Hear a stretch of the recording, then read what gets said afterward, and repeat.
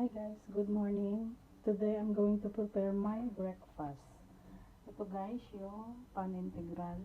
Itutustak ito. Tapos, kailangan ko ng panggadgad kasi itong tomate, gagadgarin ko siya. Pero hindi naman lahat.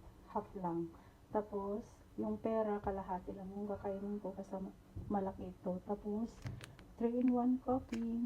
Yan, ipapainit ko mamaya tong tubig. Tapos, syempre, need ko ng olive oil para mas healthy. Ayan guys, tara, umpisan na natin yung pag-prepare ko ng breakfast.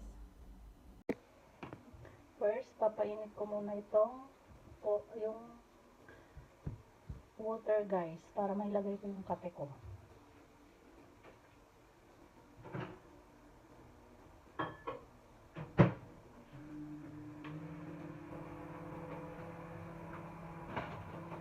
And then next, hugasan ko lang itong tomate.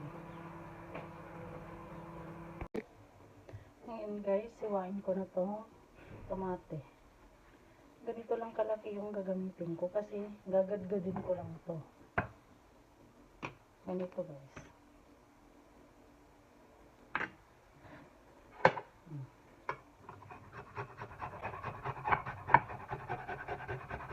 Kunin ko yung katas niya. Ito yung pangkalaman ko sa tinapay. Ayan guys, tama na ito oh, ganyan. Tama na to. Kita nyo? Next naman nahiwain ko itong pera. Kalahati lang yung kakainin ko. Ganyan na lang.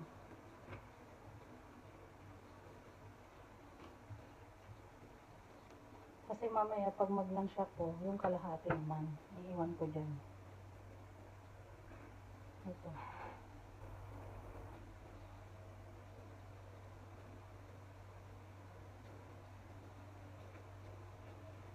Masarap to guys. Maganda to sa katawan. Maraming benefits ang makukuha dito. Believe me.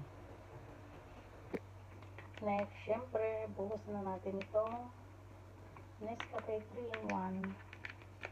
Pero hindi ko to gagamitin lahat. Kasi masyadong matapang para sa akin.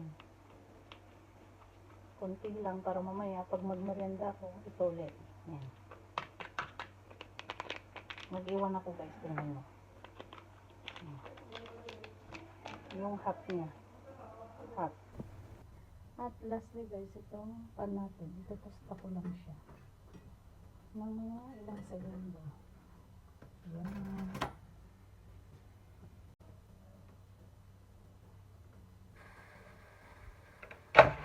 Ayan guys, okay na sa akin yung ganito.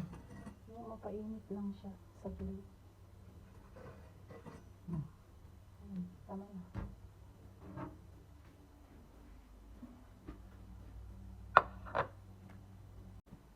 Then, ganito po yung pag-prepare ko guys.